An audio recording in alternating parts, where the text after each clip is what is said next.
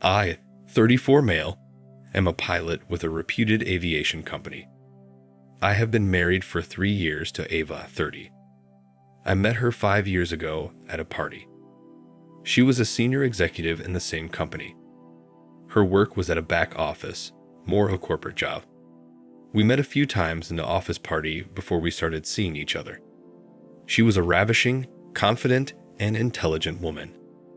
Being a pilot, I am constantly surrounded by gorgeous people, but it was her smartness that attracted me. She kept me grounded literally. To be with a pilot is not easy, given our work schedules, jet lags, and endless tiredness, but Ava was very understanding. Most of my earlier relationships were either with a cabin crew or ground staff, and needless to say, short-lived. So, Ava brought freshness into my life. That's how our bond was. We dated for 2 years before exchanging vows. However, a lot has changed over those 2 years. While I don't expect married life to be as exciting as the dating phase, it must still be a happy place. Else, what's the point of being married? In the last few months, I have noticed a change in Ava's behavior. Maybe the shift was happening for a long time, but I have noticed it recently. I don't know. Ava is becoming the opposite of what she was before. Opposite of all the traits for which I loved her. See, my job is demanding, both physically and mentally draining, and it does take a toll on my emotional well-being, but Ava used to be considerate about it. She acknowledged that I couldn't be 24/7 available for her. In fact, there would be situations where she could need me for an emergency, but I would be unavailable for the next many hours. That's part of my work. The reason my past relationships fell off: lack of time and insecurities. Almost all my breakups happened because it was either of two or sometimes both. After all, I couldn't give them the expected time, or they grew insecure about me being surrounded by beautiful coworkers for such long, lonely flight journeys. And the reason my relationship with Ava survived was that she was never insecure about me. However, as I said, she changed. It started 4 months ago when I had to urgently cover the shift for my colleague. It was the day before Ava's birthday. I took 2 days leave, on her birthday and a day prior, and booked a resort to spend quality time with her. However, on the evening before her birthday, my colleague had to leave urgently to address some family emergency. I think his daughter was sick or something, but I don't remember vividly, so I had to cover the shift for him. I apologized to Ava and told her it was just a matter of a night and that I would return in the morning on her actual birthday, and we would celebrate for the rest of the day. She turned red. I made her understand that it was beyond my control and I had to go. I had no choice.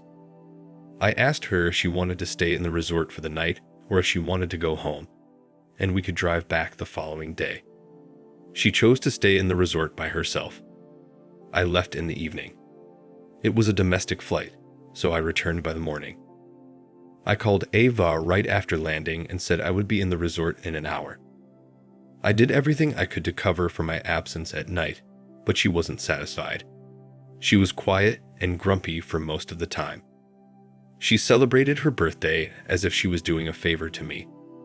I felt her anger was justified because of my sudden work need, but her crankiness persisted since then. A week later, I confronted her if she was still angry with me. She responded saying no, she wasn't. She'd just got accustomed to my absence. It was pure sarcasm, and even a child could get it. I wanted to have a hearty conversation with her, but she brushed it off, saying that it was fruitless, and she would always have to compromise. I don't know. I felt she was playing a victim. Since then, I noticed she was mostly in 2 moods, plain normal, which was neither cheerful, angry, sarcastic, or average. The other was cranky, in which she would complain about everything about me. We have had many confrontations in these months where we have discussed our concerns. I'm no saint. She quoted many incidents where I was an absolute a-hole, but I acknowledged that and promised to work on it. However, when it was my turn to pour my concerns, she turned defensive and turned the table around me. That it was because of me that she had acted moron and it was I who triggered her for the witchy behavior. Really. More often than not, I came out to be dumbfounded after that. I discussed this with a co-pilot if he was also facing a similar issue because of a large part of our behavior is dictated by our work. I told him about my situation as we were on the same boat, flight. He listened carefully, then chuckled it off, saying, "Dang, is every woman the same?" I asked him what he meant, and he said his wife also complained that he was physically and emotionally unavailable. He also assured that every woman is the same in pinning the blame on her husband. I don't mean to offend the ladies here. I genuinely don't believe that all women are narcissistic. After the following discussion with my colleague, I swept the matter under the rug with the hope that her mood swings were a temporary phase and it would pass on. It didn't subside, however. Now, a new concern has emerged. She has suddenly started feeling insecure about me. She raises an eyebrow whenever I have any new haircut or order exotic perfume. She's always like, "Whom do you want to impress?" Initially, I took it as a joke, but she was bothered by my grooming. I mean, she knows that I'm a pilot. I need to be groomed. I can't be in my pajamas. I'm not a writer. Whenever I narrate any work-related story involving my colleagues, she quickly picks out the name of the female ones. She asks me if I find them hot. This is now annoying me. I have told her that I would never cheat on her and want no one but her. I give her all the reasons why no one can replace her, all those narrations I gave at the start of the story. That's why I said that Ava is turning opposite to what she was before, for which I fell for her. I don't know which path my marriage is going. Anyone with a similar experience, kindly shares some tips. Thanks. Now for the first update. Hey all, appreciate all the tips. So I posted in September that my wife Ava is changing into a different personality from what she was earlier. She was an understanding and secure woman who slowly, or dramatically, I don't know, turned into a nagging and insecure wife, which was concerning because my previous relationship crashed for a similar reason. Many of you said, maybe it was me because if the reason for most of my breakups were the same, then it must be me. So I took it seriously and tried to mend things from my way. I tried to be attentive, mentally and emotionally present at home. I took every care of her to pamper and keep her happy. She even acknowledged that I was not giving her a reason to complain. So, tomorrow is our anniversary, which I have planned for months. I want to make up for disaster calls on her birthday. I have taken a week's leave in advance and told my boss that I would be out of the country and unable to make it for any emergency at work for this 1 week. However, I didn't disclose this to Ava. I have planned a surprise for her. In fact, I did not mention our upcoming anniversary at all, pretending that I had forgotten it. The plan was that I would leave for work as usual in the evening before our anniversary date, which is today.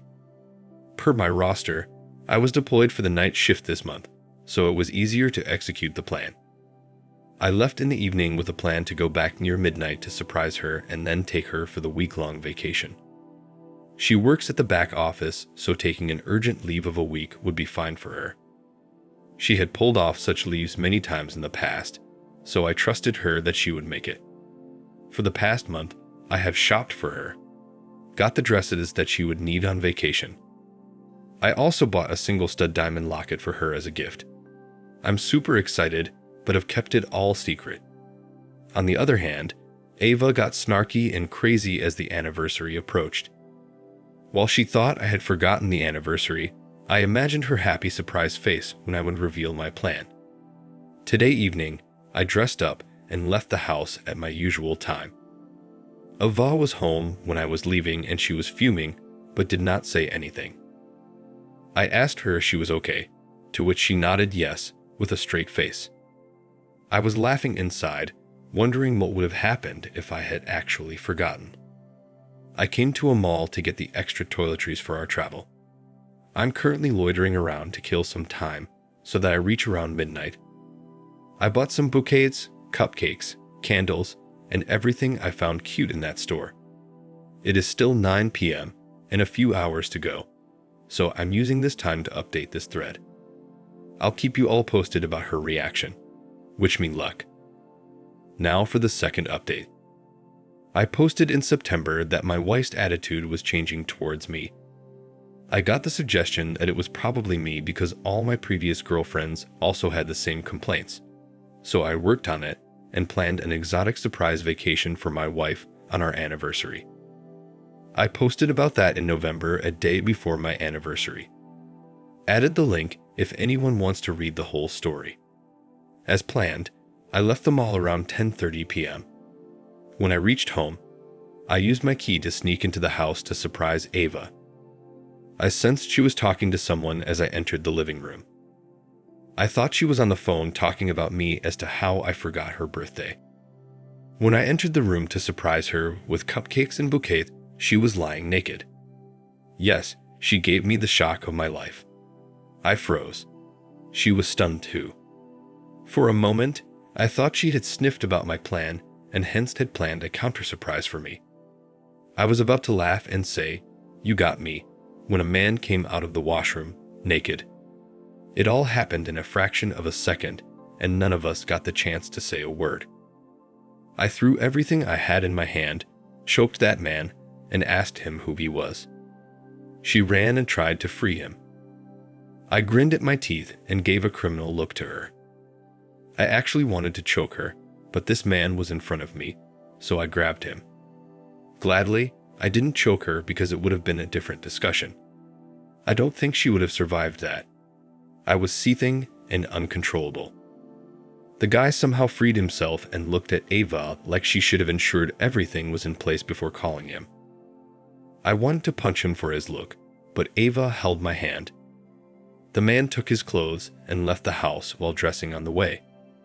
Meanwhile, I yelled at the top of my voice asking Ava about him. She begged that she could explain and let the guy go.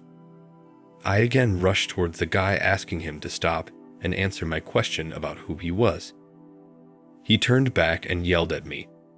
"I came here because your wife paid my agency. I'm not here to make love, okay?" I turned back to Ava and asked if it was true. She held my hand and sobbed as she had hired an escort service because she felt lonely. She thought I had forgotten the anniversary, and in a moment of rage, she wanted to hurt me because I had also spoiled her birthday. She said I could not give her enough time and attention, which she needed from me. I prioritized my work and was emotionally cold to her. I asked her since when all these were on. She said that although she had thought about it multiple times in a fit of anger, and sometimes in loneliness, it was the first time she mustered the courage to actually book one. She said that she was shattered and suffocated by my behavior that day, hence, she wanted to clear off her head. She argued that, literally, she had not cheated on me because I arrived before they could do anything. I don't know if they already did everything, but considering the state of the bedroom, it looked like they were yet to do anything. It's been a week since that day, yet I am unable to accept that my wife was about to cheat on me. She promised me that she would never do that again. The anniversary, anyways, got ruined. I was so depressed that I didn't even cancel the bookings. I woke up to a call from the airlines in the morning because I had completed the web check-in, but didn't turn up. I canceled the hotel bookings of that time. I locked myself in the bedroom for almost a whole day, drinking and passing out. I don't know what she was thinking that day, nor did I bother to check, but I know she was at home because of her occasional knock on the door with pleadings and begging. I knew I would die of suffocation if I stayed further in that room, so I called my boss in the evening and told him that my vacation somehow got canceled, and I wanted to withdraw my leave. He put me on the roster and I left for work the next day. I wanted to clear my head before making any decision. I know she did not cheat, but she was about to. What if I had actually forgotten? Does that give her the right to cheat on me? I don't know. She's been pleading with me for one last chance and promising to do everything to fix our marriage. Honestly, I love her, and I don't want to let her go, but I'm too hurt to forgive and move on. I didn't discuss this with my colleagues or friends because they know Ava, and I don't want to ruin her reputation. Would appreciate any fresh perspective on this matter. Thanks. Now for the third update. Hi. I'm updating this with the intention to help and be aware of others who are or might be in a similar situation. I've linked to my original post below.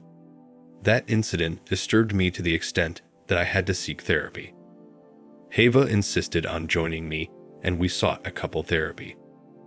I barely spoke to her after that night.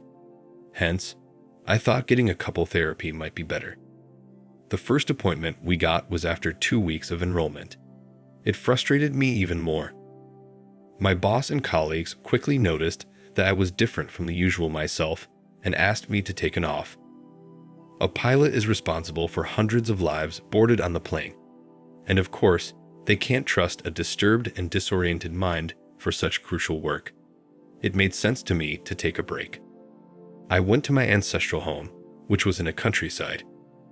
After my grandparents passed away, my distant uncle lived there alone, taking care of the property, so it was the best place for me to clear my head. When I was leaving the house with packed suitcases, Ava held my hand and asked where I was going, but I shrugged her off and didn't say a word. I came home on the day of the therapist's appointment. Those 15 days with nature and the first therapy did help a bit. The therapist advised us that we lived separately for the time being because Ava's presence infuriated me, and I could not move on. Ava began nagging that she had nowhere to go except her parents' house, where she didn't want to go because her parents might sniff the trouble in our marriage. She insisted that I move out somewhere. Since I wanted to get rid of her ugly face, I rented a co-living space. In the second session, I went there with a much better mental space while Ava was distraught. She said that living alone was causing her mental breakdown and insisted I move back. I was still not over yet, so I declined. She promised to mend everything and work on her relationship, but I pushed off. The therapist intervened and probed her regarding her mental breakdown. Ava said that she loses her sanity when she is left alone. She wanted a companion, so she always had a roommate and had never lived alone. The therapist asked me if I could consider this and move in. I stood my ground and said I wanted more time by myself. That's when Ava erupted and opened up about how she was frustrated by my selfishness and how I always put my foot down. In a fit of rage, she admitted that on her birthday, when I left her for work urgently, it made her realize that she was trivial in my life. Hence, she slept with a bachelor who was vacationing in an adjacent room. Since then, she pledged to live her life for happiness as I do for my own. She has been having multiple one-night stands, paid and unpaid. The therapist asked if she felt guilty while doing it. She said she used to feel guilty, but then she reminded herself how I lived on my terms, so she too deserved the same right and happiness. The therapist asked if that gave her happiness. She answered that although it didn't give her happiness, it pulled her out of the loneliness for the moment. She also justified her actions in her head that I must be fooling around with my colleagues since I'm surrounded by glamorous females. I think that's when she started getting insecure. My initial reaction to her confession was evident anger, but it soon subsided as the therapist probed her. I was sitting there calmly, maybe because I felt pity for her somewhere down there. I'm not sure if she was really suffering from depression, or if she was making it up to cover for her sins. After she was done, I cleared the air that I would need separation because I definitely could not live with someone who had been cheating on me, whatever the reason. Not everyone works a 9-to-5 job and comes back home. There are jobs that are more demanding, but it doesn't give a license to the other partner to cheat. If that's the case, every army man's wife, mariner's wife, naval officer's wife, etc., should cheat. Ava further broke down on my decision, begging me to give her one last chance in our marriage, promising that she would do everything to make it work. However, I wasn't moved. I'm sorry, I might sound rock, but I clearly cannot stay with someone who cheated on me and justified it with her made-up story that I too might be cheating on her. We went home and I called her parents because she was inconsolable and unwilling to accept my decision. I promised her I would not expose her truth. That was the peak I could do for her. Her parents arrived within a few hours, and I explained to them that we were separating because of our incompatibility due to my work schedule. They were shocked at my news because, until then, we were perceived as a happy couple. However, Ava's breakdown made them suspicious that she wasn't on board with the decision. Her father noticed it and questioned Ava if she agreed with what I said. Guess what? She said no. She said that she wanted to stay married and work on the relationship. I was amazed. Her parents raised their eyebrows at me, saying that how was it a mutual decision when she wanted to stay married? I told them she had a problem with my work schedule, and we clearly had no solution until my retirement. It came so easy for them to suggest to me to change my profession or take a ground role. Like, really?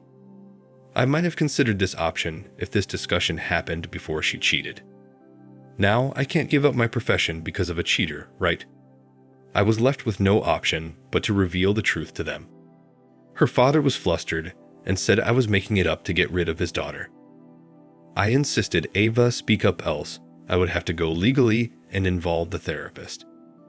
She finally spoke up, and as usual, she was narcissistic and pinned the blame on me. That it was because of my selfishness. It was because of my emotional unavailability. She was forced to do it. Her father asked her mother to pack Ava's belongings but didn't say a word to me afterward. Ava begged her father to convince me, but he was unruffled. I filed for the divorce the next day, and the proceedings are still on. I'm writing this not with any other intention but to create awareness amongst people in demanding professions. I'm not asking that you hire PI on your wife immediately, but be careful, brothers. Thank you for watching. Like, comment, and subscribe if you enjoyed the video. Until next time, I'll see you again. Take care.